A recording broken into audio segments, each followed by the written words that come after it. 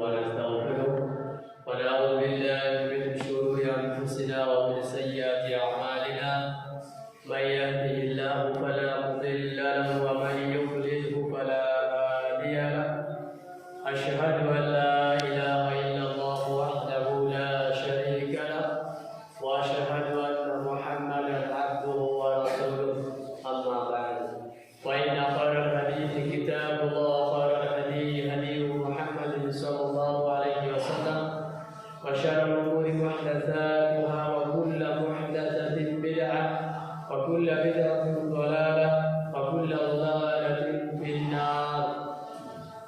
أعوذ بالله من الشيطان الرجيم. بسم الله الرحمن الرحيم.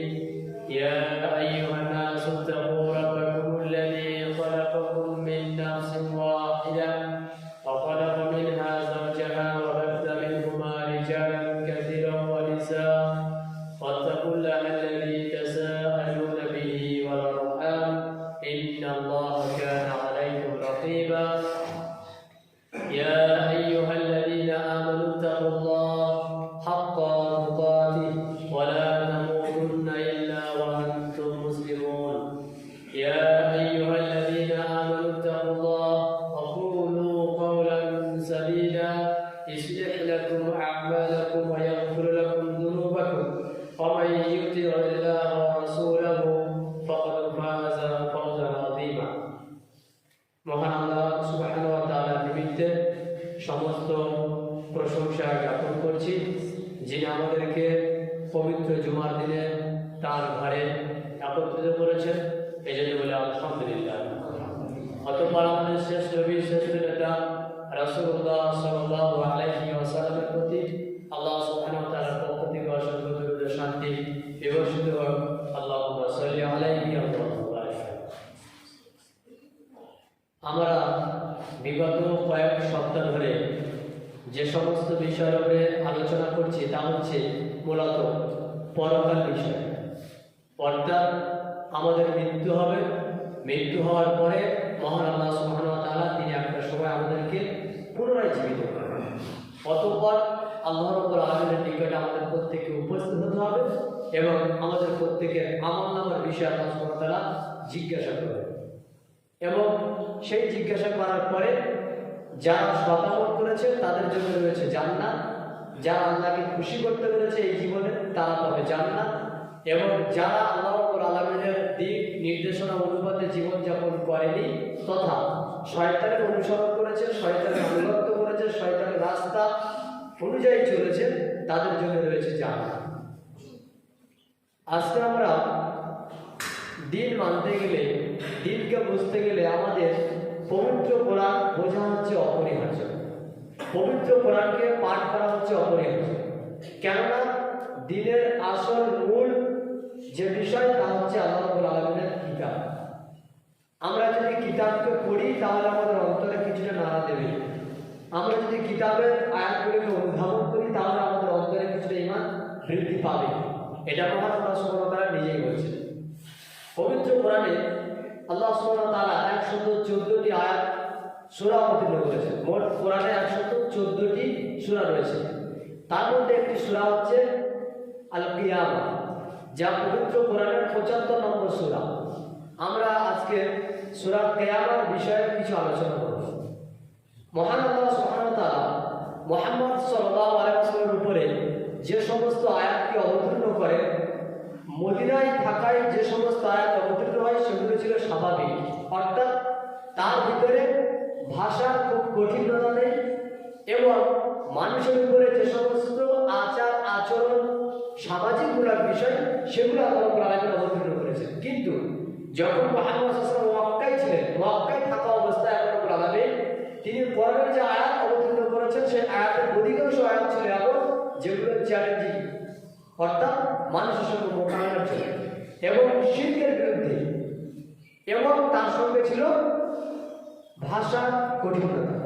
অর্থাৎ যেহেতু মদিনার মানুষরা, মক্কার মানুষরা ছিল শিক্ষিত এবং তারা আরবি ভাষাকে গর্ব করত, এই জন্য আল্লাহ রাব্বুল আলামিন তাদের জন্য কঠিন ভাষায় আরবির যে ভাষাগুলো রয়েছে তার কঠিন ভাষাগুলো আল্লাহ তাআলা অবতীর্ণ করেন। আর এই সূরার মধ্যে কিছু থাকে বৈশিষ্ট্য, তা হচ্ছে কি তা হচ্ছে চ্যালেঞ্জিং একটা আয়াত থাকবে। তো তার মধ্যে একটা সূরা হচ্ছে সূরা আল কিয়ামা। এই সূরাতে মূলত কাফেররা পরকালকে অস্বীকার করে, পরকাল বলে আজ কিছু আছে কিনা এটা নিয়ে তারা সন্দেহ করে। এই মর্মে আল্লাহ রাব্বুল আলামিন তাদের সন্দেহকে সম্পূর্ণরূপে নিঃশেষ করার জন্য এই আয়াত অবতীর্ণ করে। সূরাতে শুরুতে আল্লাহ সুবহানাহু ওয়া তাআলা তিনি বলছেন বিসমিল্লাহির রহমানির রহিম লা উকসিমু বিয়াউমিল কিয়ামা, কখনো নয়। এখানে সূরাতে আল্লাহ তাআলা শুরুতেই বলছেন আমি কসম করছি, কখনোই না। কিসের কসম? এই যে শুরুতে আল্লাহ রাব্বুল আলামিন না বলে আখ্যায়িত করলেন, না বলে উল্লেখ করলেন, এই না এর অর্থ হচ্ছে যে এর পূর্বে কিছু বিষয়ে আলোচনা হয়েছে, যে আলোচনাটা হচ্ছে মক্কার মুশরিকদের সঙ্গে। তারা কিয়ামত সম্পর্কে এই মর্মে মত পেশ করে যে কিয়ামত হবে না এবং আমরা মারা যাওয়ার পরে দ্বিতীয়বার আমাদেরকে আর তোলা হবে না, আমাদের এই জীবন শেষ হয়ে যাওয়ার পরে পরবর্তী জীবন বলে কিছু নেই, এটা তারা বলছে। এবং তারা এই মর্মে ঠাট্টা অভিযোগ করছে যে জীবন তো একটাই, মারা যাওয়ার পর নাকি মানুষকে আবার জীবিত করা হবে, মারা যাওয়ার পর নাকি আবার তুলে মানুষের বিচার করা হবে, এটা ওয়াইটু। তো আল্লাহ রাব্বুল আলামিন তাদের জবাবের ক্ষেত্রে এই সূরা অবতীর্ণ করে প্রথমে বলেছেন লা উকসিমু বিয়াউমিল কিয়ামা, আমি কসম করছি কিয়ামতের দিবস। এটা কখনো হবার নয়, অর্থাৎ তারা যা বলছে কিয়ামত হবে না, এটা কখনো হবার নয়, অর্থাৎ কিয়ামত অবশ্যই হবে। আমি কিয়ামতের দিনের কসম করছি, তারা যে ধারণা করে, তারা যে মন্তব্য পেশ করে, তারা যে কথা বলে, আসলে তাদের বক্তব্য, তাদের এই অনুসার, তাদের এই গুমান, সন্দেহ, এগুলো সম্পূর্ণ মিথ্যা। ওয়ালা উকসিমু বিন-নাফসিল লাওয়ামা, এবং আমি আল্লাহ রাব্বুল আলামিন কসম করছি ওই নফসের, যে নফসটা হচ্ছে তিরস্কারকারী নফস। নফস আমাদের ভিতরে যা কাজ করে, মানুষকে ভিতর থেকে কিছু কাজ করার জন্য নাড়া দেয়, এইরকম নফস হচ্ছে মোট তিনটি। একটা হচ্ছে নফসে আম্মারা। নফসে আম্মারা হচ্ছে মানুষকে সদা সর্বদা খারাপ কাজ করার জন্য উদ্বুদ্ধ করে। নফসে আম্মারা কাজ হলো মানুষকে খারাপ কাজের জন্য উদ্বুদ্ধ করে। এখন যারা নফসে আম্মারার অধিকারী, তারাই এই কর্মগুলো করে যেগুলো খারাপ কাজ, এবং তাদের অন্তর বারবার একথাই নাড়া দেয় যে তারা খারাপ কাজ যেন বেশি বেশি করে করে। তার মধ্যে কি রয়েছে? তার মধ্যে যে নফস রয়েছে, এটা হচ্ছে কি নফসে আম্মারা। মূলত এই নফস হচ্ছে মানুষের স্বভাব জানা, অর্থাৎ মানুষের প্রবৃত্তি যা চায় ওই ব্যক্তি তাই করে। এই নফস যারা অনুসরণ করে তারা হচ্ছে ওই ব্যক্তি যারা নফসে আম্মারার উপর থেকে জীবনযাপন করে। নফস আম্মারা যেটা মানুষকে খারাপ কাজের প্রতি উদ্বুদ্ধ করে। আর নফসে লাওয়ামা, নফসে লাওয়ামা হচ্ছে এই নাম যে যখন কোনো মানুষ নফসে আম্মারাকে রোধ করে নিজের মধ্যে এই সচেতনতা আসে যে খারাপ কাজ করলে তার অন্তর তাকে ধাক্কা দেয় এবং ভালো কাজের জন্য তাকে উদ্বুদ্ধ করে। যখন কোনো ব্যক্তি ভালো রাস্তায় ফিরে এসে আল্লাহ রাস্তায় চলতে শিখে, সঠিক রাস্তা গণ্য করে চলাফেরা করতে শিখে, তখন তার বিবেক খোলে এবং তার বিবেক সবসময় তাকে কি করে? তাকে খারাপ কাজ করতে বাধা প্রদান করে। খারাপ কাজ করলে তাকে ভিতর থেকে একটা তিরস্কার দেওয়া হয়, আর ভালো কাজ করলে তখন তাকে বলা হয় যে ভালো কাজ আরো একটু কেন করবে। এই ব্যক্তি হচ্ছে নফসে লাওয়ামার পরিচয়। তাহলে নফসের রূপান্তরিত কিভাবে হয়?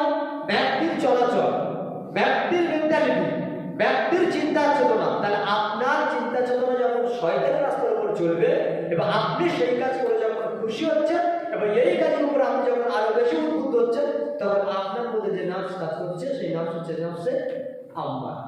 আর যখন আপনার মধ্যে চিন্তা চেতনা আসবে প্রবৃত্তির দাসত্ব করা ছেড়ে দিয়ে যখন আপনি বিবেককে কাজে লাগাবেন, সত্য মিথ্যা পার্থক্য করে কাজে লাগাবেন, এই কাজের কারণে আপনার মধ্যে একটা শক্তি জন্মাবে, যে শক্তি আপনাকে খারাপ কাজ করতে বাধা প্রদান করে, যে শক্তি আপনাকে ভালো কাজ করার জন্য উদ্বুদ্ধ করে এবং ভালো কাজ করার পরে ছেড়ে দিলে তাকে আরো কিছু ভালো কাজ করার জন্য তিরস্কার করে, যে আরো কেন করলো।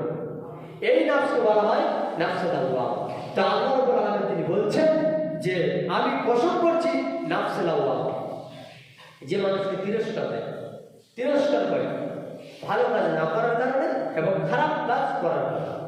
তৃতীয় নম্বর নাফস হচ্ছে নাফস মুতমাইন্নাহ, অর্থাৎ ওই নাফস যে নাফস আল্লাহ সুবহানাহু ওয়া তাআলার দাসত্ব করতে করতে এমন একটা পর্যায়ে পৌঁছে গেছে, তার চলন, তার বলন, তার কথা বার্তা, এমনকি তার স্বভাবজাত গতি এটাই যে শরীয়ত যা বলে সে কিঞ্চিত পরিমাণ তার থেকে হটে আসে, এবং এই কাজ করার কারণে সে নিজের ভিতর থেকে নিজেকে তৃপ্তি বোধ করে। এই ব্যক্তি যে নাফসের অধিকারী তা হচ্ছে নাফসে মুতমাইন্নাহ। একে বলা হয় কলবুন সালিম, নিরাপদ কলব, নিরাপদ অন্তর। তাহলে নাফস কয়টা? নাফস মূলত তিনটি। এখন আমরা যদি নাফসের আম্মারার ভিতরে থাকি তাহলে আমরা খুশি হব কিসে? খারাপ কাজ। যে কোনো প্রকারের খারাপ কাজ আপনি করছেন, করে চলেছেন, অপরাধ করে মনে করছেন না, মন্দার করে ভাবছেন না, কাজ করে চলেছেন, আজীবন একদিনও চিন্তা করেন না, বুঝতে হবে আপনি কিসের অধিকারী? আপনার মধ্যে যে নাফস কাজ করছে তা হচ্ছে নাফসে আম্মারার অধিকারী। আর নাফসে আম্মারা যখন উন্নতি ঘটাবে, নিজের যখন এগুলোকে বিবেক বুদ্ধিতে কাজ করাবে, তখন এই নাফস শক্তি পেয়ে একটা নাফসে পরিণত হবে। তা কি? তা হচ্ছে নাফসে লাওয়ামা। আর নাফসে লাওয়ামা যখন আরো উন্নতি ঘটে, এমন হবে যে আল্লাহ রাব্বুল আলামিনের প্রত্যেকটা দিক নির্দেশনা অনুযায়ী চলতে যায়, যেটা নবী বা রাসূলগণ বলতেছে, যেটা সাহাবায়ে কেরামগণ বলতেছে, কি? সেটা হচ্ছে নাফসে মুতমাইন্নাহ। আমরা রাতে ঘুমিয়ে যে সুখ পাই, আমরা স্ত্রীর নিকটে গল্প করে যে সুখ পাই, রাসূল সাল্লাল্লাহু আলাইহি ওয়াসাল্লাম সাহাবারা তার থেকে কোটি গুণে সুখ পেতেন তাহাজ্জুদ লাগে, তার থেকে কোটি গুণে সুখ পেতেন কোরআন কারীম পাঠ করে সারা রাত। কেন? এটা হচ্ছে তাদের মধ্যে যে নাফস প্রবেশ করেছে, যে নাফস কাজ করছে, তা হচ্ছে নাফসে মুতমাইন্নাহ। এটাই খুশি।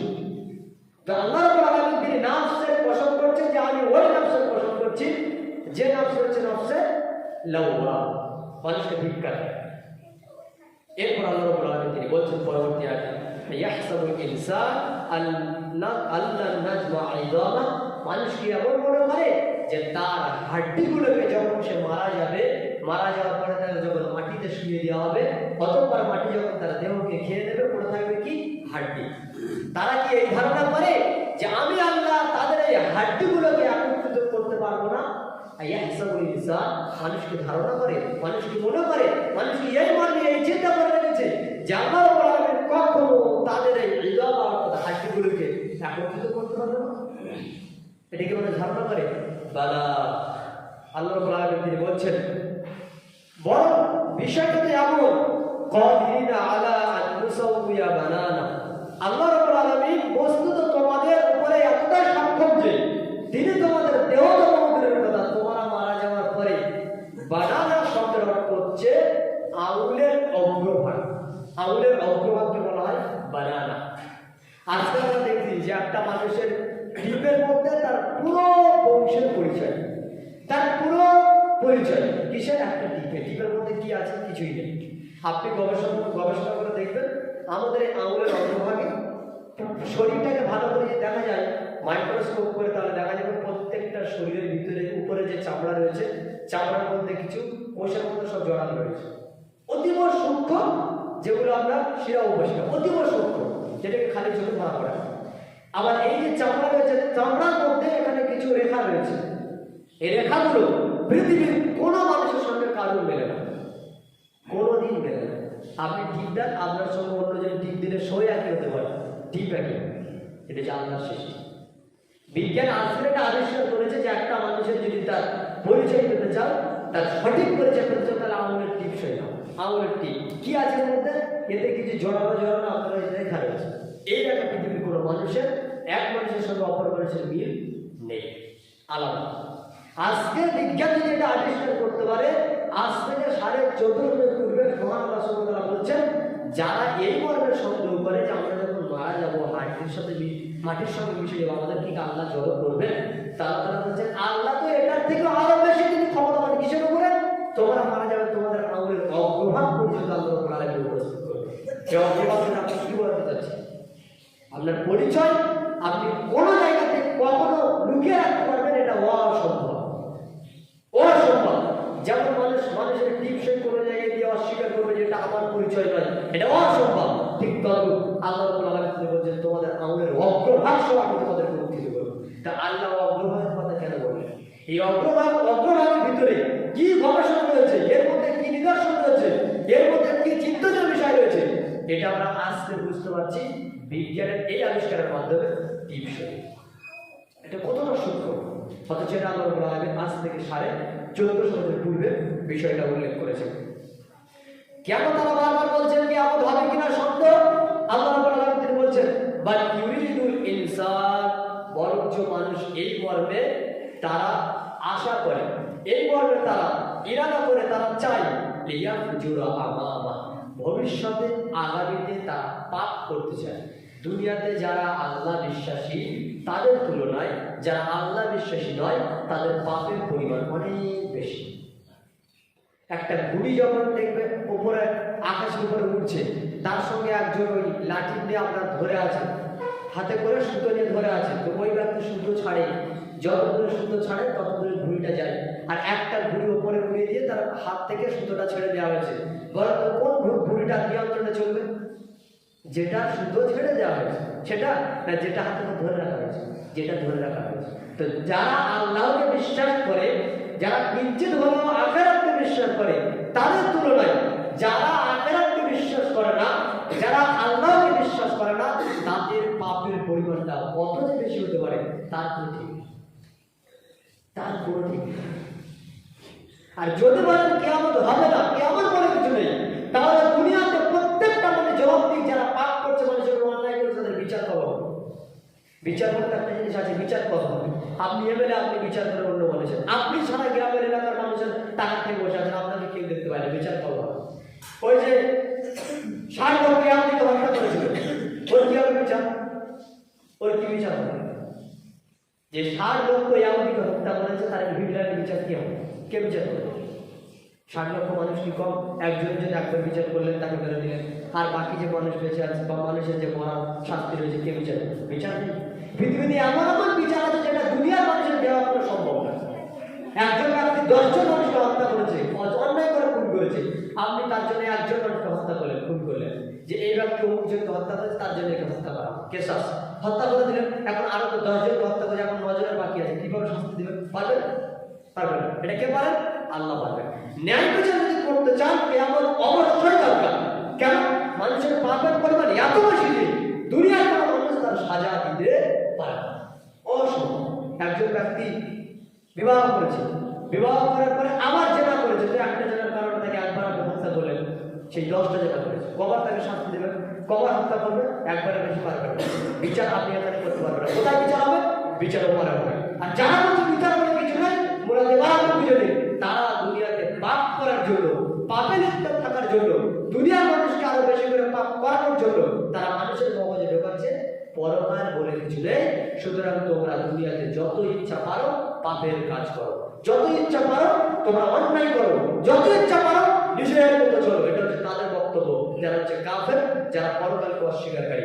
আল্লাহ সুবহানাহু ওয়া তাআলা তিনি বলছেন তারা কি এমন মনে করছে? বিচার একদিন হবে, তাদেরকে আমি আল্লাহ রাব্বুল আলামিন অবশ্যই উত্থিত করব।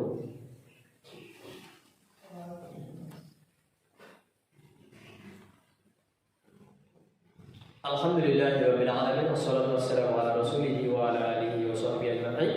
আম্মা বা'দ। কয়েকটা আয়াত ছেড়ে দিয়ে তারপর আমি পড়ছি 10 নম্বর আয়াত থেকে।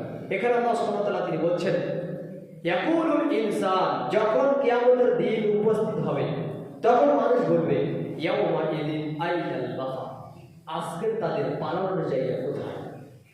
কারা বলছিল? তারা। আপনি একটু অন্তর থেকে ভাবেন যে আপনি মনে করেছেন কিয়ামত কবে হবে, কিয়ামত কবে হবে, কিয়ামত কবে হবে ভাবছেন, খুবই চিন্তা করছেন কিয়ামত কবে হবে, কিয়ামত কবে হবে। হঠাৎ এই কথা ভাবতে ভাবতে রাত্রে আপনি শুয়ে পড়েছেন, ফজরে দেখছেন যে আপনার এমন অবস্থা যে আপনি মারা যাবেন। এবার আপনার কাছে মৃত্যুর ফেরেশতা চলে এসেছে, এবার ভাবেন তো কিয়ামত কবে হবে? এটাই তো আপনার দুনিয়ার শেষ দিন, তাহলে কিয়ামত কবে হবে? টপকে গেলে কিয়ামত। এত চিন্তা আপনাকে কি করতে বলেছে? এত মানুষকে অস্বীকার করতে পারে মরণ কবে হবে? অস্বীকার করে কেউ মরণকে? মরণকে কোনো ব্যক্তি যখন অস্বীকার করতে পারবে না, কিয়ামত হবে মরণের পর। ওটা অস্বীকার করার আগে মরণটাকে অস্বীকার করতে হবে।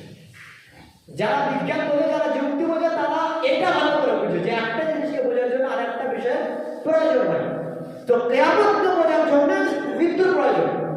যেমন কবরের আযাব আমি আপনি দেখতে পাই না, দেখতে পাইনি, অনেক ব্যক্তি তো কবর আযাবকে দেখার জন্য কি প্রয়োজন? মৃত্যুর প্রয়োজন। তো মারা যান, তারপর দেখেন কবর আযাব হয় কিনা। তারপর ওখান থেকে আযাব দিয়ে ফিরে এসে মানুষকে বলেন যে হ্যাঁ আমি আযাব পেয়েছি। কেউ আছে না? নেই। একবার ওখানে যাওয়ার পরে ফিরে আসার আশঙ্কা করলো, ফিরে আসার জন্য আল্লাহকে শতবার করলো, অনুরোধ করলো, আর ফিরে আসবে না। কাজে এটা আল্লাহ রাব্বুল আলামিন রেখেছেন বিশ্বাসীদের জন্য, না দেখে বিশ্বাস করতে হবে। আল্লাহ চাইলে আমাকে দেখা দিতে পারেন, কিন্তু না, এটা আমাদের না দেখে বিশ্বাস করতে হবে। কেন? আপনি ট্রেনে চড়ছেন, ট্রেনে উঠেছেন, উঠেই আপনি ঘুমিয়ে পড়েছেন, আপনি কি জানেন ট্রেনটা কে চালাচ্ছে, কোন দিকে নিয়ে যেতে পারে? না, আপনার বিশ্বাস আছে। কি বিশ্বাস? যে একজন চালক রয়েছে। তাহলে ট্রেন চালক ট্রেন চালাচ্ছে, আপনি দেখেছেন ড্রাইভারকে? না। তার সাথে কথা হয়েছে? কথা হয়নি। তাহলে আপনি কেন উঠে ঘুমালেন? কেন যেন আপনি উঠলেন না? আপনি জানেন যে একজন চালক রয়েছে। বাসে উঠলেন, ঘুমাতে লেগেছেন, পিছন থেকে বসেছেন কি মধ্যখানে বসেছেন, আপনি ড্রাইভারের সঙ্গে কথা বলেননি, শুধু উঠেছেন, গাড়িতে অমুক জায়গায় যাবো আমাকে কেউ আগে বলে দিয়েছে, দিয়ে আপনি ঘুমাতে লেগেছেন। এখন ড্রাইভার গাড়ি ফেলে দেবে কিনা, উল্টে দেবে কিনা, এই বিশ্বাস থাকতে পারে কিনা? থাকতে পারে। ঘুমাচ্ছেন কেন? বলছেন না, একজন চালক রয়েছে যে গাড়ি চালাতে পারে, এই জন্য আমি ঘুমাচ্ছি নিরাপদে। আপনি এটা জিজ্ঞাসা না করে ট্রেনের ড্রাইভারকে না দেখে আপনি যখন এত নিশ্চিন্তে ঘুমাচ্ছেন, তাহলে আপনি এটা কেন বুঝতে পারছেন না গোটা পৃথিবীটা এমনি এমনি চলছে না? এটা কেন বুঝতে পারছেন না? তাহলে তার উপরে কেন বিশ্বাস আসছে না? পৃথিবীটা কি এমনি এমনি চলছে না? যে কেউ একজন চালাচ্ছেন, তিনি তো মহান আল্লাহ। তিনি বলছেন কিয়ামত হবে, দুনিয়া ধ্বংস হবে, আমি ধ্বংস করবো। তো আপনাকে অস্বীকার করার জন্য কে মাথায় এই ব্রেন বুদ্ধি চাপাবে? শয়তানি বুদ্ধি, এটা শয়তানি বুদ্ধি। তো আল্লাহ রাব্বুল আলামিন বলছেন যে সেই দিনে যখন মানুষকে উত্থিত করা হবে, মানুষ তখন বলবে আজকে পালাবার জায়গা কোথায় পালাবো? কোন জায়গায় পালাবার জায়গা নেই। তাহলে আপনি যখন মারা যাচ্ছেন, কিয়ামত আপনার চলে এসেছে। আপনি যখন মারা গেলেন, কবরে আযাব চলে এসেছে। কাজে এটাকে অস্বীকার করার কিছু নেই। কেন? কোনো জিনিসকে অস্বীকার করার জন্য প্রুফ লাগবে, দলিল লাগবে। আর কবরে আযাবকে অস্বীকার করার জন্য মরণ লাগবে। মারা যাও, মারা গিয়ে তারপরে ফিরে এসে প্রমাণ দাও কবরে আযাব হয়নি। তাহলে আমরা সকলে বলবো কবরে আযাব কোনো কিছু নেই। মারা যাও, মারা গিয়ে ফিরে এসে আমাদেরকে বলো ওখানে গিয়েছিলাম, কোনো কিছু নেই, কোনো বিচার, কোনো মাটি খুঁজে পাইনি, আমি ফিরে এসে বলো, তারপর বিশ্বাস করবো। যেহেতু তোমার কাছে কোনো দলিল নেই, তাহলে এই যুক্তির আলোকে তোমার কথা বিশ্বাসযোগ্য নয়। বিশ্বাসযোগ্য নয় কেন? প্রত্যেকটা কথার পিছনে দলিল লাগবে। যারা সায়েন্স নিয়ে পড়াশোনা করে তারা তো বলে যে বিজ্ঞান, আমরা দলিল ছাড়া কিছু বুঝি না। তো সে দলিল দিক। যারা আখিরাতকে অস্বীকার করে তারা দলিল দিচ্ছে। তুমি যে আখিরাতকে অস্বীকার করছো, দলিল কি? তোমার যে দলিল মানে এর কিছু নেই, আমরা কিছু খুঁজে পাই না। খুঁজে পাই না তোমার ব্যর্থতা। তোমাকে খুঁজে পাওয়ার জন্য কোনো রাস্তা দেখা যাচ্ছে, কি রাস্তা? মারা যেতে পারো। তো মারা যাও, মারা গিয়ে ফিরে এসে বলো, বিশ্বাস করো যে কিয়ামত বলে কিছু নেই। মারা যাওয়ার আগে তুমি যদি বলো কিয়ামত বলে কিছু নেই, তুমি 100 বার তোমার কথা বিশ্বাস করবে না। কেন? কিয়ামত বলতে আল্লাহ রাব্বুল আলামিন যেটা প্রথম রাস্তা বুঝিয়েছেন, মারা যেতে হবে। কবরের আযাবকে চেনার জন্য যেটা আল্লাহ তাআলা প্রথম রাস্তা বুঝিয়েছেন, মারা যেতে হবে। তাই তুমি যখন মারা যাওনি, তোমার এই কথা গ্রহণযোগ্য নয়। কেন? কবরের আযাবকে চেনার জন্য, আখিরাতকে চেনার জন্য সবচেয়ে বড় রাস্তা এবং প্রমাণ লাগবে মৃত্যুবরণ করা। মৃত্যুবরণ করো, তারপরে যে বলো, তাহলে বিশ্বাস করা যাবে। আল্লাহ রাব্বুল আলামিন তিনি বলছেন, তারা সেই দিন বলবে কোথায় পালাবার জায়গা? কাল্লা, অবশ্যই, লা ওয়াজার, কাল্লা লা ওয়াজার, কখনো নয়। তাদের আজকের কোনো আশ্রয়স্থল নেই। ইলা রাব্বিকা ইয়াওমা ইযিল মুস্তাকার। আজকে সবাইকে তার রবের কাছে যাওয়ার দিন। কোথায় গিয়ে সবাইকে আশ্রয়স্থল নিতে হবে? আল্লাহ তাআলা বলছেন ইলা রাব্বিকা ইয়াওমা ইযিল মুস্তাকার, ইয়াওমা ইযিল মুস্তাকার। আজকে তোমার প্রতিপালকের নিকটে তাদের সকলের ঠাঁই। কোথায় গিয়ে দাঁড়াতে হবে? মহান আল্লাহ সুবহানাহু ওয়া তাআলার সম্মুখে গিয়ে আমাদেরকে দাঁড়াতে হবে। কেন?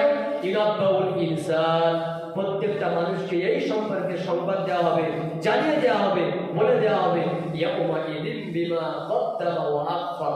কি সে আগে পাঠিয়েছে আর কি সে দুনিয়াতে আমল না করে ছেড়ে এসেছে, এটা মানুষকে জানানো হবে। বালিল ইনসানু আলা নাফসিহি বাসীরা, বরং মানুষ এই বিষয়ে নিজেই যথেষ্ট যে সে কি নিয়ে এসেছে। নিজেই তার প্রমাণ যে আমি আজকে কি নিয়ে এসেছি। আলা নাফসিহি বাসীরা, নিজেই অবগত, নিজেই সব জানি যে আমি আজকে কি নিয়ে এসেছি। আপনি আমি জানি তো যে আমরা কি আমল করছি। ওয়ালাউ আলকা মাআযিরা, যদিও মানুষ সেখানে গিয়ে আল্লাহর নিকটে কোনো ওজর পেশ করে, তবুও কিন্তু মানুষ বোঝে যে আমি এই কাজটা কেন করিনি, আমি এই কাজটা কেন করেছি। যেমন আপনাকে যখন আমি প্রশ্ন করছি, ভাই নামাজ টামাজ পড়ে, তো আপনি বলছেন ভাই সময় আসলে কিন্তু আপনি জানেন সময় আসছে কেন। এই যে আমাকে আপনি বললেন সময় নেই, এই সময় নেই পরে বলার পরে আপনাকে কি আমি দেখছি মাঠে বসে আছেন। ফোন করছি, সময় নেই যে বললেন, আপনি এখনো বললেন ভাই কাল থেকে করবো, আজকে টাইম পাইছি।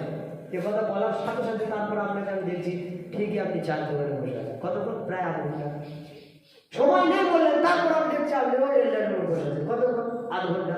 সময় নেই যে আপনি আমাকে আমাকে যে আপনি ওজন পেশ করলেন, আসলে আপনি কি নিজেও জানেন যে আসলে সত্যিকার এটা ওজন কিনা? না, আপনি কিন্তু জানেন যে এটা ওজন না। এটা মৌলভী সাহেবকে কিছু একটা বলে আমাকে পালাতে হবে, পাশ কাটিয়ে চাষ কাজ করবে, ওজন আসলে কিছু নেই। সময় পাইলে এ কথাটা বলেছি মাত্র ওনাকে পাশ করানোর জন্য, আসলে সময় হাতে অনেক আছে।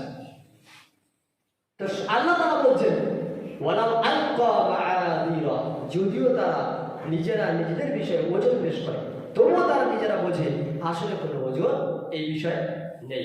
এরপরে জুবলা মুক্তারি দেওয়া বলা হয়েছে, মানে কোনো বিষয়ে আলোচনা করতে করতে আর একটা বিষয়ে চলে যাওয়া, যেটা আল্লাহ তাআলা উল্লেখ করছেন। এই বিষয়ে আলোচনা না করে আমরা চলে যাই আবার সোজা কিয়ামতের বিষয়ে। মহান আল্লাহ রাব্বুল আলামিন তিনি বলছেন তোমাদের আসল বিষয় হলো যেটা, তা হচ্ছে কাল্লা বাল তুহিব্বুনাল আজিলা, বরঞ্চ তোমরা দুনিয়ার জীবনকে পাওয়ার জন্য তাড়াহুড়ো করছো, ইহকালকে পাওয়ার জন্য তোমাদের জীবনটা এদিকেই বেশি ঝুঁকে পড়েছে, যার কারণে তোমরা পরকাল সম্পর্কে উদাসীন এবং আখিরাতকে তোমরা অস্বীকার করতে চাও। এবং আখিরাতকে তোমরা পিছনে ফেলতে চাও, উপেক্ষা করতে চাও। উজুহুন ইয়াওমাইযিন নাযিরা, সেদিনে কিছু মুখ হবে যে মুখগুলো হবে উজ্জ্বল। তারা কারা? যারা সৎ আমল করেছে, যারা দুনিয়াতে ভালোভাবে চলাফেরা করেছে।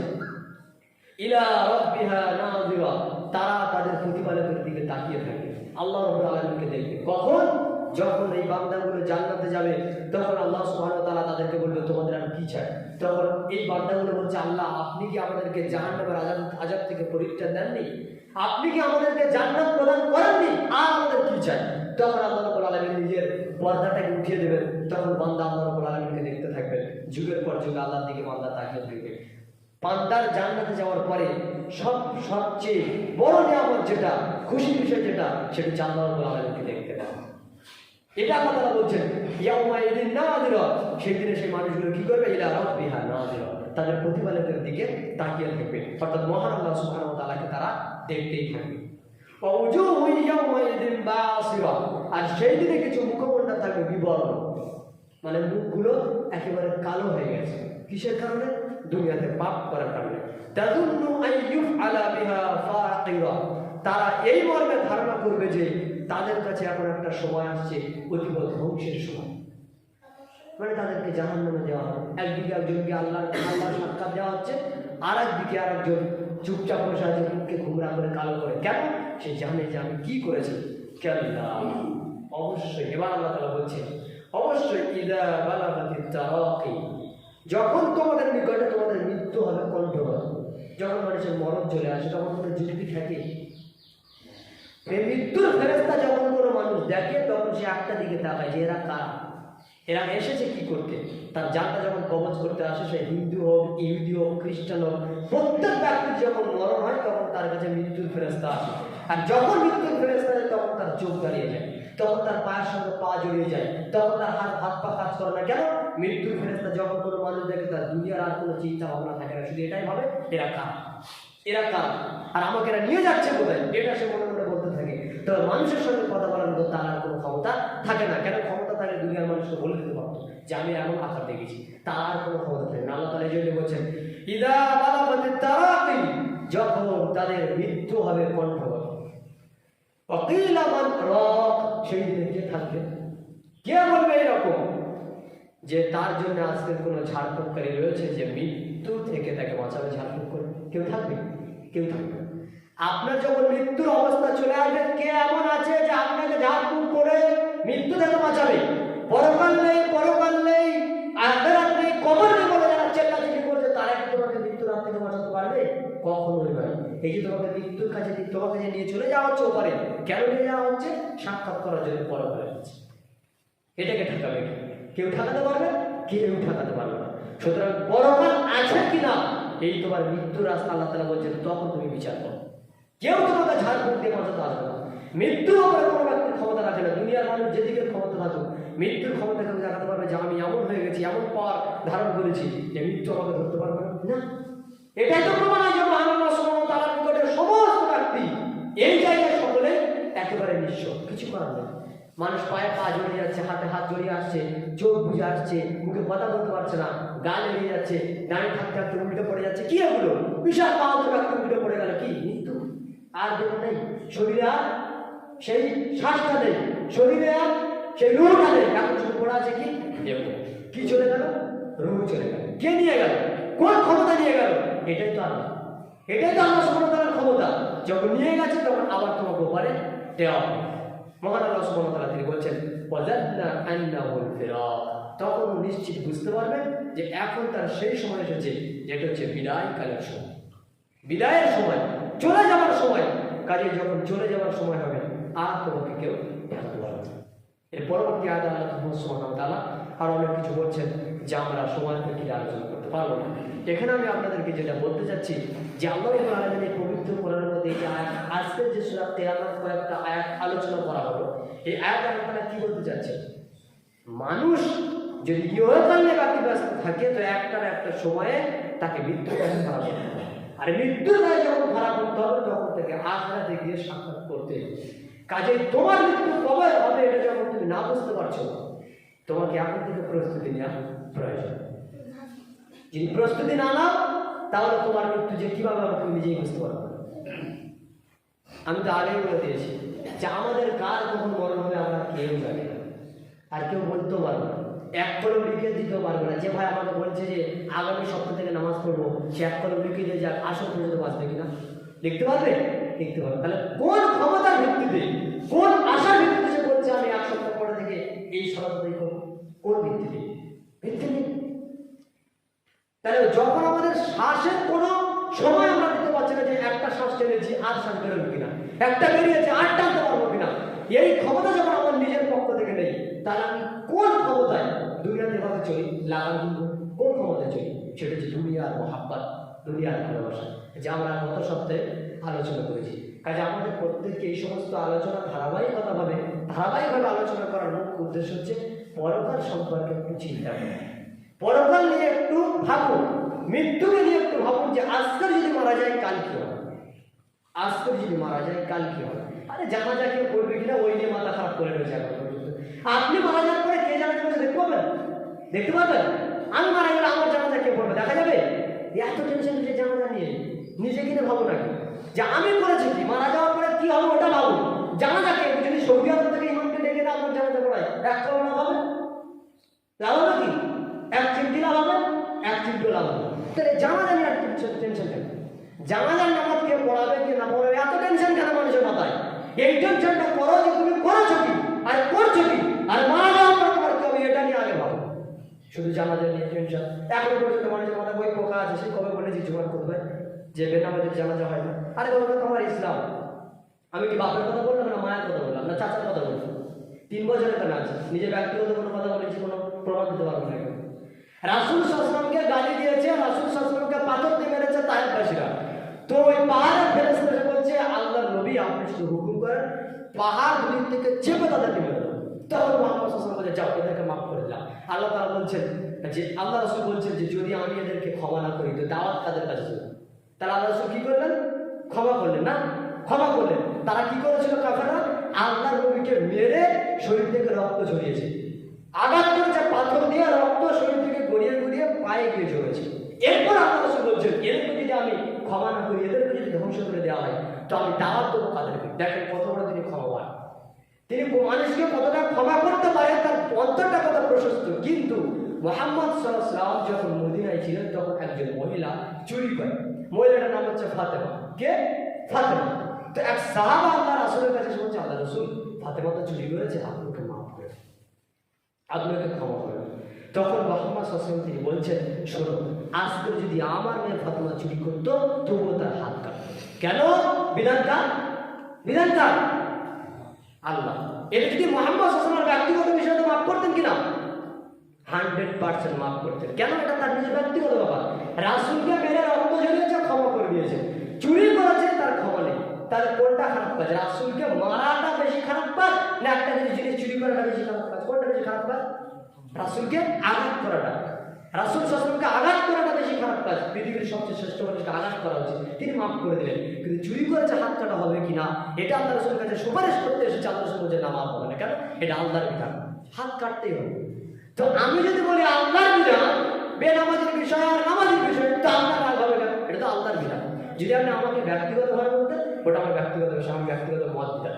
কিন্তু যখন হাদিস এবং কোরআন থেকে কোনো কিছু স্পষ্ট হবে, ওটা তো আপনি আমি রাগ করলে হবে না, ওটা আমার ব্যক্তিগত মত। ব্যক্তিগত মত হলে তাহলে আপনি দু চারটা আমাকে গালাগালি দেন, আমি কিছু বলি না। এই যে আমাকে বলে জন্মের ঠিক নেই, ওর আব্বার ঠিক নেই, যারা ওই বক্তব্য শোনার পর আমাকে গালাগালি করে বাইরে, তাহলে আমি কি কোনোদিন তাদের প্রতিবাদ করেছি? প্রয়োজন নেই। কেন? তারা আমাকে গালি দিলে আমি নেকি পাবো। আর আমি যে কাজ করছি দাওয়াতি কাজ, মানুষ আমাকে গালি দিতেই পারে, স্বাভাবিক। হকের কথা বললে মানুষ গাল দেবে, আমি কি তাদেরকে উল্টে গালি দেবো? না। কেন? এটা হচ্ছে আমার ব্যক্তিগত বিষয়। কিন্তু তারা যদি শরীয়ত নিয়ে কোনো বাড়াবাড়ি করে, কোনো ছাড় নেই, কোনো ছাড় নেই। তারা যদি বলে বীর কবরে বীরের পায়ে সেজদা করা যাবে, কোনো ছাড় নেই। তারা যদি এটা কোরআন আছে, কোনো ছাড় নেই, ওটা মানা যাবে না, কারণ এটা পড়াশোনার বিষয়।